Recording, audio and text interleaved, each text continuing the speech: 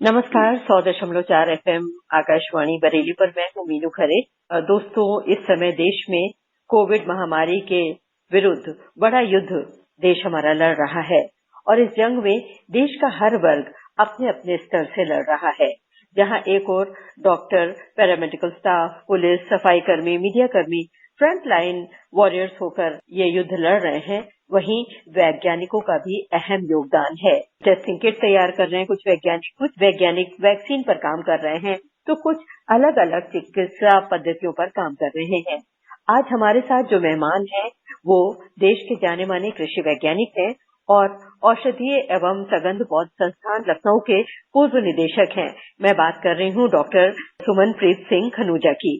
Doctor साहब, आपका बहुत बहुत स्वागत करती हूँ अपने इस कार्यक्रम में। धन्यवाद, नमस्कार सभी को। डॉक्टर साहब, इस समय जो कोविड की जो लड़ाई चल रही है, उसमें आपका भी एक बहुत अहम योगदान सामने आया है। मैं चाहूंगी कि इस नवोन्मेष की कहानी आपकी ही जुबानी हमारे श्रोताओं तक पहुंचे। जी, मैं ये बताना चाहूंगा कि कोरोना ने तो हमें एक बात सिखाई है कि आगे के लिए क्या तैयारी करनी है। जैसा कि मैं हमेशा कहता हूँ कि जो जीवाणु कीटाणु होते हैं वो हमें दिखाई नहीं देते, लेकिन अगर हम उनकी संख्या देखें और उनका प्रभाव देखें तो आदमी, जानवर, एनिमल्स, प्लांट्स या और जितने भी दिखाई देने वाले जीव जंतु हैं, उनके मुकाबले में इनका जो प्रभाव है बहुत अधिक हो सकता है जी। और जो वायरस है वो तो बैक्टीरिया से भी छोटा होता है, बल्कि वायरस का तो एक ऐसी एबिलिटी है, सक्षमता है कि ये बैक्टीरिया को भी इन्फेक्ट कर सकता है। तो पहली बार ऐसी एक समस्या सामने आ गई है कि एक ऐसा वायरस का नाम कोरोना और कोरोना से कोविड तक पहुंचा है जो डीएनए की बजाय आरएनए अपना जीनोम रखता है। और हम हमेशा ये बात करते हैं कि हमारे जो जीवन होता है वो डीएनए पर आधारित होता है। तो डीएनए से आरएनए बनता है और आरएनए से प्रोटीन बनती है, लेकिन यहाँ ये वायरस आरएनए से बना हुआ है और इसके आसपास प्रोटीन का एक कोट है और इसमें से कई तीखे चीजें निकली हुई हैं जो एक क्राउन की शेप देते हैं, इसीलिए इसका नाम कोरोना है। कोरोना का मतलब क्राउन ही होता है।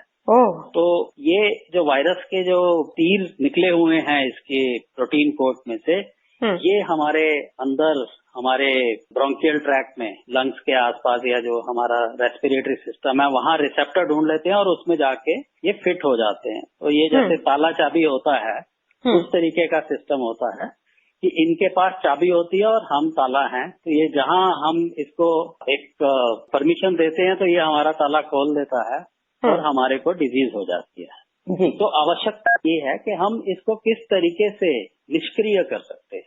और निष्क्रिय करने के लिए, क्योंकि इसमें अपना डीएनए तो है नहीं, तो अगर हम इसके प्रोटीन को निष्क्रिय कर दें तो हम पूरे वायरस को निष्क्रिय कर सकते हैं। इसका आरएनए किसी काम का नहीं रहेगा। तो इस सोच के साथ हमें ये भी सोचना है कि आगे और भी कई वायरसेस या कुछ चीजें आ सकती है जिनके प्रोटीन कोट और इस तरीके की संरचना होगी, जिसमें सभी का ही, तकरीबन सभी वायरसेस का जो बाहर का शेल होता है वो प्रोटीन का बना हुआ होता है। जी। तो उसको निष्क्रिय करने के लिए क्या हम ऐसा कुछ उपकरण बना सकते हैं जो कि जब हम कहीं पर भी जाएं तो उपकरण हमारे को एक ऐसी शक्ति या ऐसा कुछ कवच प्रदान कर दे जिससे हम इसकी प्रोटीन को निष्क्रिय कर सकें।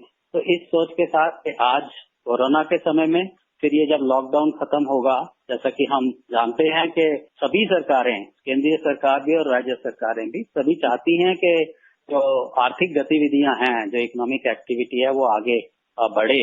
तो उसके लिए खोलना तो जरूरी होगा, लेकिन उसके साथ सावधानी बरतनी भी जरूरी होगी। तो एक सावधानी तो ये हुई कि हमने अपने हाथ साफ कर लिए सैनिटाइजर से या जो हैंड वॉश होता है साबुन के साथ। लेकिन जब हम कपड़े पहन के जाते हैं, मास्क लगा के जाते हैं, ऊपर टोपी भी डाली हुई हो, जूते भी पहने हुए होते हैं, तो हमारे ऊपर कहाँ कहाँ वो छींटे पड़ सकते हैं, उसको निष्क्रिय करने का भी कोई एक ऐसा उपचार होना चाहिए, ऐसा कोई तरीका होना चाहिए जिससे हम इसको निष्क्रिय कर सकें। तो इस सोच के साथ जब हम बैठे, और आजकल क्योंकि लॉकडाउन है तो मैं समझता हूँ कि सोने की बजाय जागना ज्यादा अच्छा है। सोच की तरफ बढ़ें, हम नवाचार की तरफ बढ़ें। तो नई नई सोच दिमाग में आती रहती है। एक एंटरप्रेन्योर हैं, उनसे मेरी बात हुई। मैंने उनसे कहा कि आप मशीनों का काम करते हैं, क्या आप एक ऐसा योगदान मेरे साथ मिलकर करना चाहेंगे ताकि ये न केवल आज बल्कि बाद में भी समाज के लिए भी लाभकारी हो और इसमें एक आर्थिक गतिविधि भी हो। तो उनकी हामी आई, लेकिन उन्होंने कहा कि आपको ही सारा बताना पड़ेगा कैसे करना है। तो हमने ये सोचा कि जब हम जैसे कोई मार्केट कॉम्प्लेक्सेस होंगे, कोई दुकानें होंगी, इंस्टीट्यूट्स के गेट होंगे, आपका रेडियो स्टेशन का गेट है, या कोई क्लिनिक है, जहाँ पे भी जब लोग अंदर आएंगे उससे पहले उनको इस तरीके से सक्षम बना दिया जाए, उनके जो कपड़े हैं और उनका जो मास्क है उसके बाहर कुछ ना चिपक सके। और वो करने के लिए एक मशीन तैयार की गई जिसको टनल कह सकते हैं या चैम्बर कह सकते हैं, जो कि एक गेट का काम करेगा। और इसमें मिस्ट फॉर्मेशन के लिए पूरा सिस्टम बनाया गया है जो सेंसर्स के साथ चलता है। तो जब आदमी इसमें कदम रखेगा, कदम रखते ही वो सेंसर उसको पढ़ लेगा और उसके बाद मिस्ट बननी शुरू होगी। उस मिस्ट में हमने ये प्रयास किया कि जो बिल्कुल नॉन टॉक्सिक हो, जो कोई भी नुकसान ना करे, इस तरीके के कुछ केमिकल हों जो उपयोग में लाए जा सके, जो कि जैसे कि सैनिटाइजर और उनमें उपयोग में आते हैं। तो बहुत जगह आपने सुना होगा कि हाइपोक्लोराइड सॉल्यूशन लोगों ने कोशिश की, पर वो ह्यूमन बॉडी के लिए अच्छा नहीं होता है, तो मानव को नुकसान कर सकता है, एनिमल्स को नुकसान कर सकता है। फिर हाइड्रोजन पेरोक्साइड एक और उपाय है, लेकिन हाइड्रोजन पेरोक्साइड को भी उसकी शेल्फ लाइफ भी कम होती है और वो महंगा भी पड़ता है। जब हम इसको ऐसे माने कि 100 लीटर या 200 लीटर बनाना है और इसकी किसी ने फीस भी नहीं देनी है और लोग आएंगे और उसका उपयोग हो सके।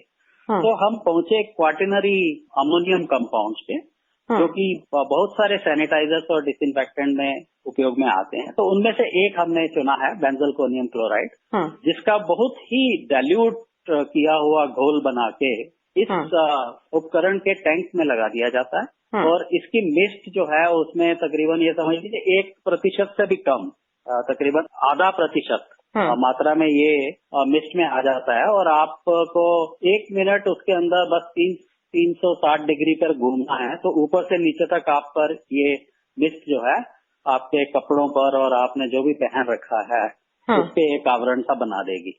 और फिर आप ये स्प्रे तो थोड़ा हार्ड होता है, मिस्ट होता है जो जैसे समझ लीजिए बादल आपके पास आ जाते हैं तो आप गीले नहीं होंगे, मतलब आपको ऐसा अनुभव नहीं होगा कि आपको कोई गीलापन लग रहा है।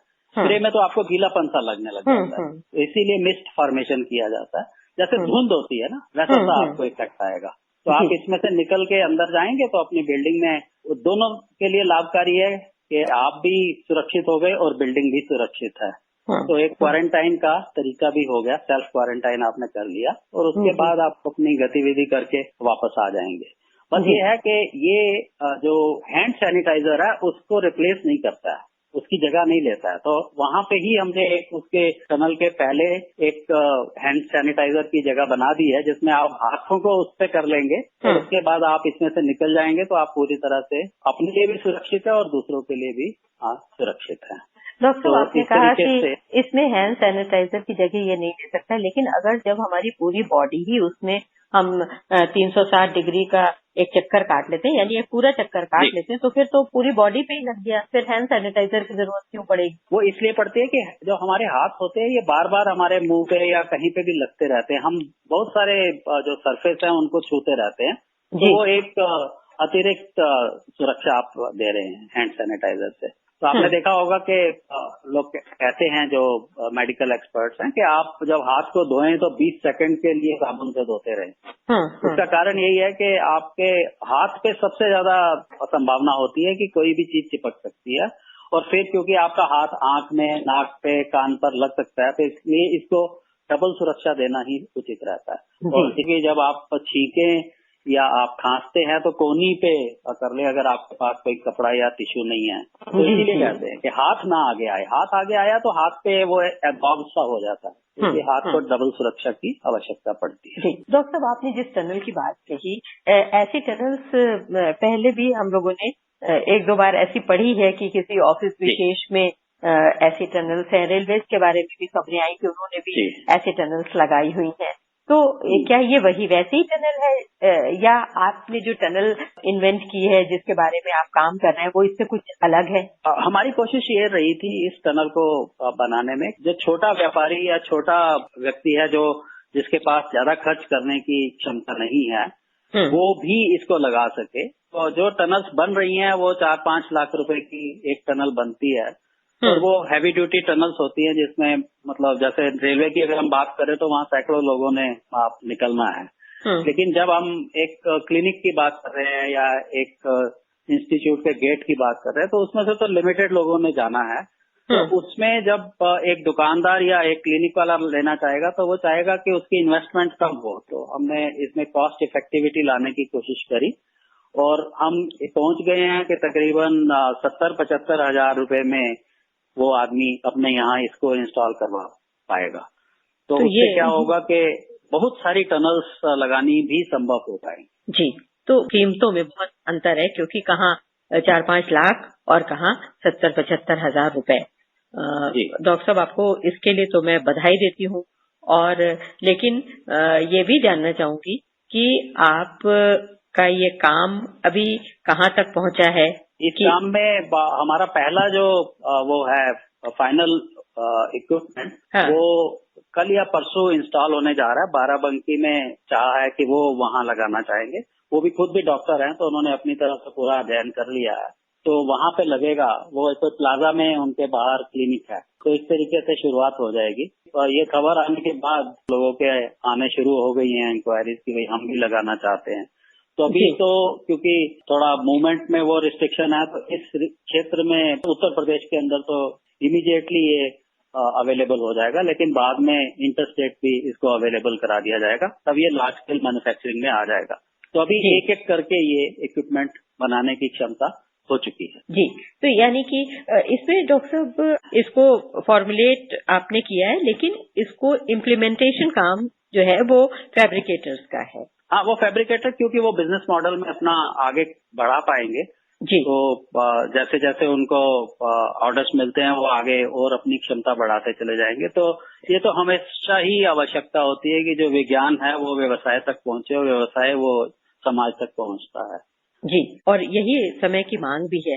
डॉक्टर साहब इस समय तो लॉकडाउन चल रहा था तो आपने इसको मूर्त रूप इस प्रोजेक्ट को कैसे दिया? तो यहाँ तक कैसे पहुंचे उस यात्रा के बारे में बताइए। देखिए दिमाग पे तो लॉकडाउन कोई लगा नहीं सकता है तो दिमाग अपनी उड़ान भरता है। तो आदमी कई बार जब बिल्कुल आप इसमें पहुंच गए ना कि एक ही जगह बैठे हैं और सोच रहे हैं तो आपको समस्या भी सामने नजर आने लगी कि ये एक बहुत बड़ी समस्या पैदा हो गई है।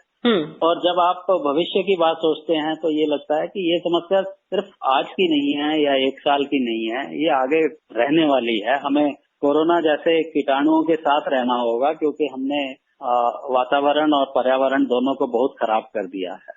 तो क्या इसको हम स्वच्छ बना सकते हैं? तो स्वच्छता तो हर स्तर पर होती है। तो मेरे दिमाग में ये आया कि अगर हम हर बिल्डिंग के बाहर कुछ ऐसा लगा दें कि वो हर बिल्डिंग स्वच्छ होनी शुरू हो जाए या हर मकान स्वच्छ होना शुरू हो जाए तो क्या हम ऐसी कोई चीज बना सकते हैं? तो ये सोचते हुए मैं कई तरफ चल रहा था। तो एक तो जो अभी भी दिमाग में चीजें चल रही हैं वो है मास्क पर कि हम एक ऐसे मास्क बनाना चाहते हैं जो आपके श्वास को बड़ा शुद्ध कर दे। तो वो अभी प्रोजेक्ट चल रहा है।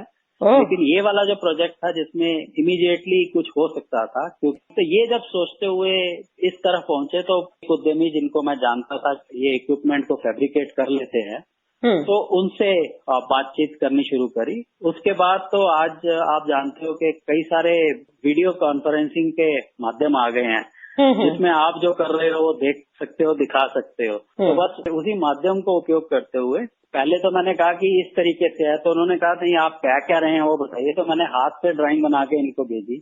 फिर उसके बाद तो ये एकदम से समझ गए तो इन्होंने इसकी टेक्निकल ड्राइंग बना के मुझे भेजी। फिर उसके बाद इन्होंने 3-4 प्रश्न रखे कि ये कैसे सेफ्टी का कैसे ध्यान रखेंगे और इसकी फॉर्मुलेशन कैसे बनेगी। तो पहले तो मैंने सोचा था कि मैं इसकी एक हर्बल फॉर्मुलेशन से शुरुआत करूंगा पर फिर विचार आया कि अभी क्योंकि आवश्यकता अभी से ही है, इमीडिएट है, तो क्यों ना WHO अप्रूव्ड कोई चीज लेके पहले शुरू कर लिया जाए, बाद में हम इसमें जो हर्बल्स हैं उनको भी ले आएंगे।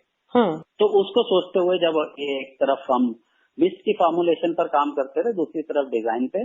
तो इन्होंने पहले एक रॉ टाइप का डिजाइन बना के फिर इसको हमने नेट, ये टनल की बजाय नेट बनाए गए और नेट के अंदर पूरी वैसे टनल जैसी शेप देके इन्होंने वो दिखाया कि इस तरीके से। तो वो स्प्रे वाली चीज आ रही थी, तो फिर मैंने बताया नहीं मिस्ट बनानी है, तो मिस्ट के लिए कहाँ से हम वो ले सकते हैं नॉजल्स वगैरह, वो लेके मिस्ट बनाई गई। तो फिर ये हुआ कि अब ये पूरी बॉडी पे कैसे लगेगा, तो देखा कि अगर हम 90 डिग्री पे रखते हैं इसको, एक ऊपर से और एक साइड से, दो नॉजल्स अगर करेंगी और आदमी अंदर जाएगा और एक चक्कर लगा ले 360 डिग्री का, तो उसको चारों तरफ से भिगो देंगे हम। और भीगा हुआ इसलिए नहीं होगा क्योंकि ये फॉग जैसा होता है, फॉगर ही बोलते हैं इसको, जो मिस्ट मेकर होता है। तो वो फॉगर से वो आदमी पूरा वो आ जाएगा। फिर उसके बाद हमने इसको फिनिशिंग प्रोडक्ट की तरफ ले जाना शुरू किया कि इसको कैसे इसका फर्श बनाया जाए, कैसे इसकी दीवारें बनाई जाए, छत बनाई जाए। और वो करते करते हम बस ये समझ लीजिए कि आज आवश्यकता ने ये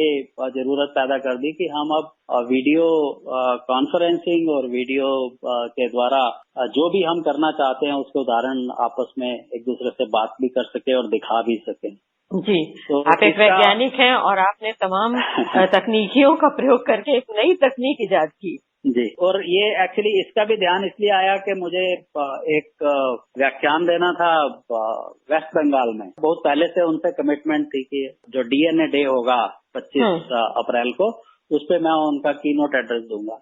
और वो उसमें 100 स्टूडेंट और फैकल्टी ने पार्टिसिपेट करना था। तो जब अब ये लॉकडाउन हो गया तो उनका फोन आया कि भाई क्या ऐसा हो सकता है हम इससे कर लें। तो उसको करते करते अब आदत ही हो गई है कि अब हमें लगता नहीं है कि कोई भी ऐसी सीमाएं हैं जो लांघ नहीं सकते।